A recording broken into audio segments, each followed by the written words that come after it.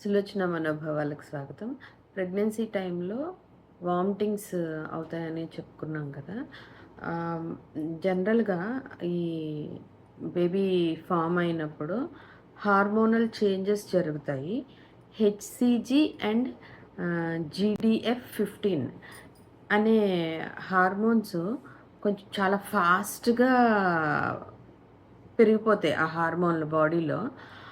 ఇవి ఏం చేస్తాయంటే బ్రెయిన్‌కి సిగ్నల్స్ అందజేస్తాయి. కొంచెం బాడీ ఇంకా ఎక్కువ సెన్సిటివ్‌గా ఆహ్, పనిచేయడం మొదలుపెట్టి ప్రతి చిన్న వాసన కూడా మనకి తెలిసిపోతుందనమాట. ఈవెన్ మామూలప్పుడు మనం అసలు అన్నం ఉడికిన వాసనే గమనించం.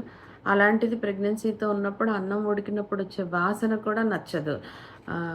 ఉల్లిపాయ వాసన నచ్చదు. ఉల్లిపాయ ఆయిల్‌లో వేగుతున్న వాసన నచ్చదు. అలాగ చాలా చిన్న చిన్న వాసనలు కూడా మనకి తెలిసిపోయి ఆ వాసనలు నచ్చవు. వామిటింగ్ వచ్చేసేలాగా ఉంటుంది. అలా వామిటింగ్స్ ఎక్కువగా ఉన్నప్పుడు అల్లం, నిమ్మకాయ ఇలాంటిది వాడడం, తర్వాత లిక్విడ్స్ ఎక్కువగా తీసుకోవడం ఇవన్నీ చేస్తూ ఉండాలి. లైట్‌గా ఈజీగా డైజెషన్ అవేవి తీసుకుంటూ ఉండాలి. తర్వాత వామిటింగ్స్ అవ్వడం అనేది ఒక ఆరోగ్యంగా వీళ్ళకి డెలివరీ ఆరోగ్యంగా అవుతుందనడానికి ఒక సింప్టమే అని చెప్తారు. సో, దాని గురించి భయపడక్కర్లేదు. కానీ అది మినిమమ్‌గా ఉంటే కొంతమందికి ఫస్ట్ 3 మంత్స్ ఉంటాయి. కొంతమందికి 9 మంత్స్ కూడా ఉంటాయి.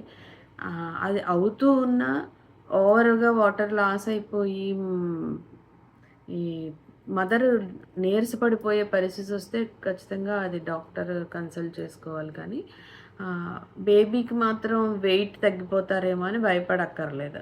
బేబీ ఎప్పుడు తనకు కావాల్సిన వెయిట్ తను తీసేసుకుంటది. మదరే వీక్ అవుతారు. సో, మదర్ వీక్‌గా అవ్వకుండా ఉండడానికి కొంచెం ఈ కేర్ తీసుకొని తనకి ఏది సహిస్తుందో అవి తీసుకోవడం, డాక్టర్‌ని కన్సల్ట్ చేస్తే కొన్ని మెడిసిన్స్ ఇస్తారు. అలాగా దాన్ని మేనేజ్ చేసుకోవచ్చు. అలాగే ప్రెగ్నెంట్స్‌తో ఉన్నప్పుడు తినకూడని పళ్ళు గురించి నెక్స్ట్ వీడియోలో మాట్లాడుకుందాం.